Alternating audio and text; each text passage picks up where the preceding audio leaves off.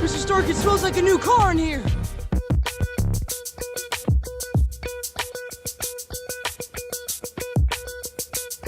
When you're ready, why don't you try that on?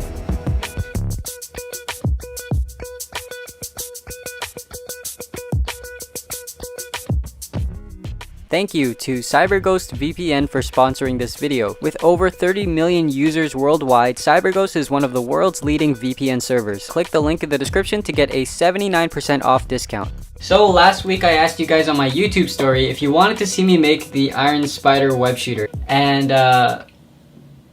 well, sorry Babi to sing, but all the rest of you guys said you wanted it.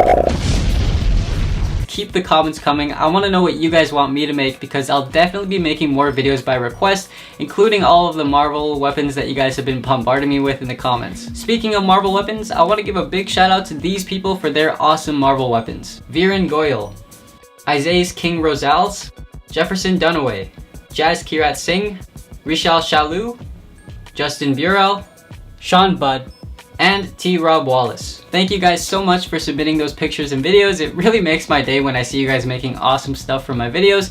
And hey, if you want a shout out, you can email or DM me a picture or video of something that you made from one of my videos, and I will gladly feature you. Now, don't worry, because I've provided free downloadable templates, which you can find in the description of this video, so you guys can follow along and build your own Iron Spider web shooter at home. But before I go ahead and reveal to you guys how I built this, let me tell you about today's sponsor, CyberGhost VPN. VPNs are a great way to protect your private information online. When you use CyberGhost VPN, all your data is protected with military-grade encryption, which allows you to surf the web safely and anonymously without anyone, including CyberGhost themselves, being able to track your internet activity. The great thing about CyberGhost is, since they encrypt all your data, you'll be fully protected when you're using public Wi-Fi. Nowadays, with free Wi-Fi being so common and widespread, your information could be at risk of getting into the wrong hands, so a VPN is more important to have than ever before. CyberGhost hosts thousands of servers across over 90 countries. So look, watch how easy it is for me to change my location.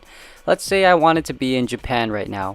Well, no problem. With the simple press of a button, I can change locations almost instantly. By changing your location, you'll be able to access blocked content in your region from over 30 streaming services, as well as different websites, video games, social media platforms, and pretty much everything else that's blocked in your region. Just one subscription allows you to protect up to 7 devices at a time, whether you're on Windows, Mac, iOS, Android, or pretty much any other device. If you use my link in the description, you can get 79% off the original price, which comes out to just $2.75 a month. The best part is that they've got a 45-day money-back guarantee, so it's absolutely risk-free. Again, make sure you click the link in the description below, and just want to say a big thank you to CyberGhost for supporting my channel.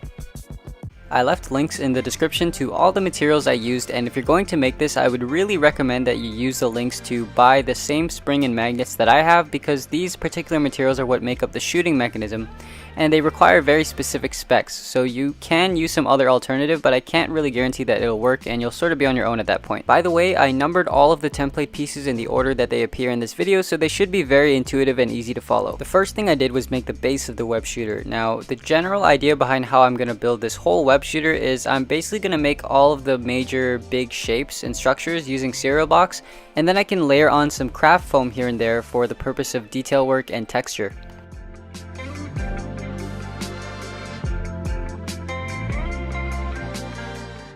I used a small piece of duct tape to cover up that hole right there, because later on we'll be adding a magnet. At this point, I just started bending and shaping this piece so that I could wrap it around my wrist, and the great thing about foam is that it's very flexible, so even though I'm bending and shaping it, the foam still maintains a smooth texture, as opposed to the cereal box, which serves more of the purpose of providing strength and rigidity. Once I formed the web shooter to the shape of my wrist, now I went ahead and added some simple detail work using the foam.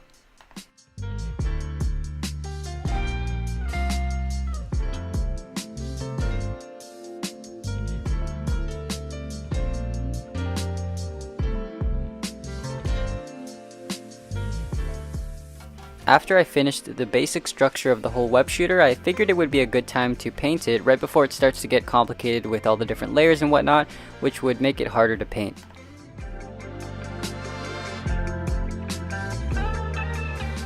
Probably the most iconic part of this web shooter is this big top piece here, which sort of arches, and that's what I'm going to work on next. Now, this piece might seem a little intimidating when you first look at it, but if you break it down into small sections, you'll realize that it's actually simpler than you might think. and it's really just the grooves and detail work which make it look more complicated than it is. Of course, I've included all of these pieces in the template, so if you plan on making this, just follow along with this video and you should be able to replicate the look that I achieved. As you can see, I folded over all those little tabs, and that's just going to help us later on when we go to connect the pieces together. Alright, well, we can go ahead and set that piece aside for now because we're going to work on some of the other pieces that are going to connect onto those tabs that we just folded.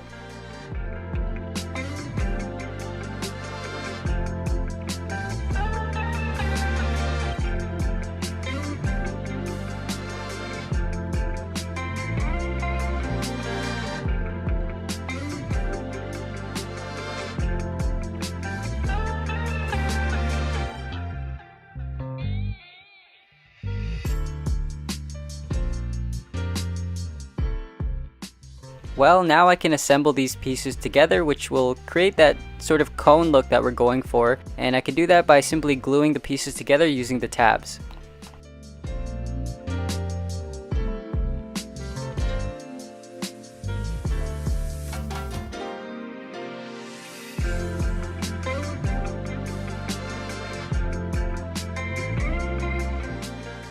Remember how I talked about breaking this piece into small sections?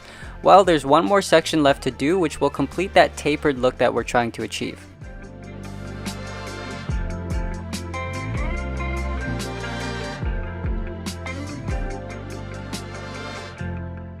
There are more tabs along this piece that will of course be helpful for connecting and gluing later on.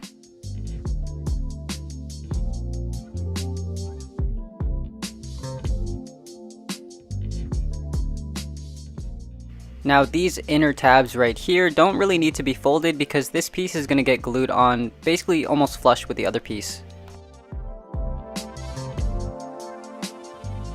There's a small detail that fits where those big empty spots that you see right there are, so let's go ahead and do those right now.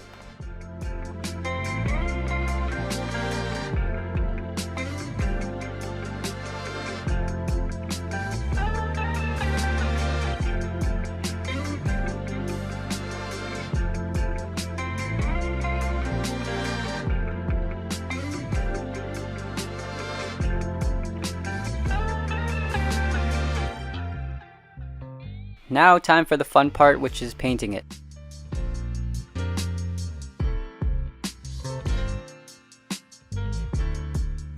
Before we can glue this to the web shooter, there's a couple more details that I have to do, which I waited until after the gold paint to do because those details are a different color and I really didn't want to do it before painting and then have to mask it off.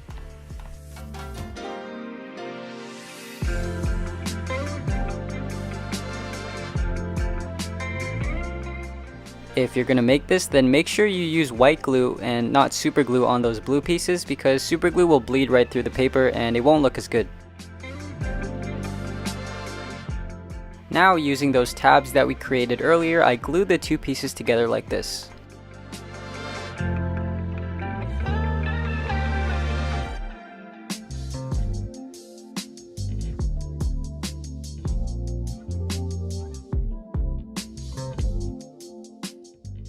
This right here is one of the weirder detail pieces that is on this web shooter, but nonetheless this gets glued onto the front just like this.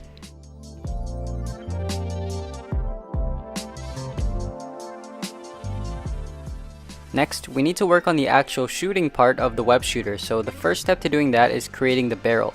And we want this barrel to be just large enough to allow the spring to slide freely, so once I've got the correct size tube, I can glue that end of the paper shut. Since this barrel is made out of paper, I reinforced the whole thing by adding a layer of super glue. And after the super glue dries, it would be a good idea to test to see if the spring still fits because the glue would have made the walls thicker. Using some thin corrugated cardboard, I cut out this super tiny ring and then hardened it with super glue. And that inside hole was cut out with a hole puncher, so a hole puncher comes in handy here. Once that ring is all dried and hardened, I can glue that ring to the end of the barrel. And more gold paint. The next thing I'm going to do is make the projectile, which is that thing that's going to shoot out of the barrel and stick to metal surfaces. So to do that, I first start by wrapping some paper around a bamboo stick like this. Now I can glue a 5x3mm magnet onto the end of the projectile and then flip it over and glue a 6x3 magnet on the other side. I wrap a thin strip of paper around the 6x3 magnet and add lots of super glue to harden it. And the spring just slides onto the projectile like this, and we can add a little bit of glue on the end like that to keep it in place. So this is essentially how the web shooter is able to shoot, and as you can see, when you load the projectile into the barrel, that spring compresses. For the web, I just simply used some dental floss. To make this web shooter actually shoot a line of string and not just that tiny projectile, we need to glue on a 5x3 magnet to the string.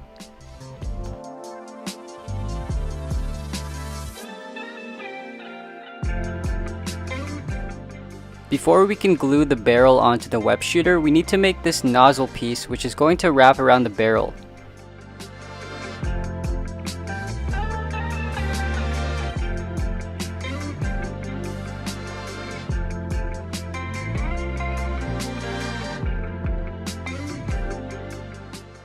Once the paint on this dried, I slid the barrel into here and glued those two pieces together.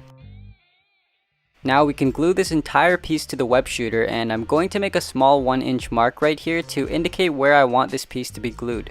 The reason I'm doing this is because I don't want too much of the nozzle glued onto the web shooter, or else it'll end up sticking out the back. This piece right here is basically going to hold the web cartridge. Once that gets painted gold, I can glue that right there. For the trigger, I'm going to start by gluing this thin piece of corrugated cardboard to this popsicle stick. Since the trigger is black, I'm going to be painting it using some gloss black spray paint.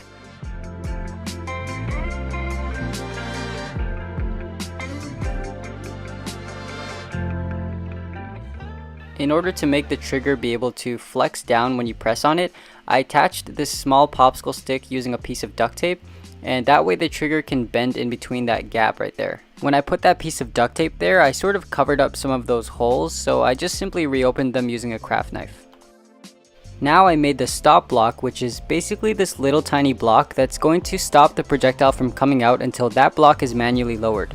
I glued that stop block right into that slot right there.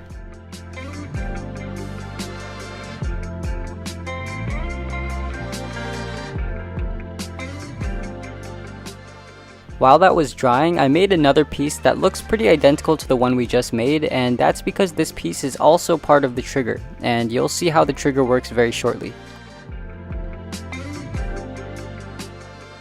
Now I glued 6x3 magnets in all of these holes and used lots of super glue to make sure they don't pop out.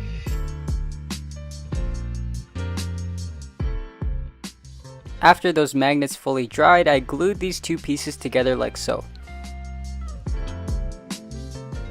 To complete the trigger, I glued on this foam circle, which is the button that you'll press when you want to shoot the web.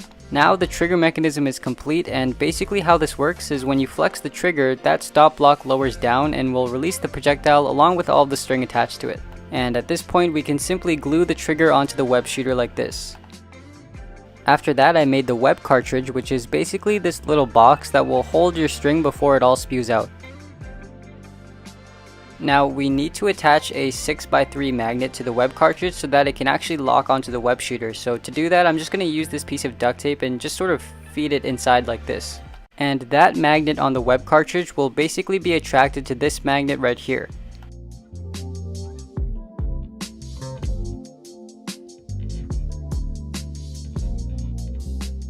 And I added some Velcro straps here to make it wearable. The last thing to do before this web shooter is complete is make a reloading stick. Now last video I asked you guys if you wanted to see me make a more efficient reloading system, and a bunch of you said you did, so here it is.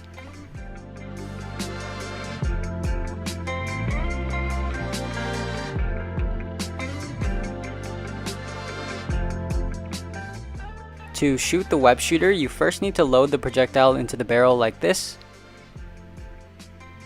Then simply insert the web cartridge, and doing this will make the magnet on the string clip onto the back of the projectile.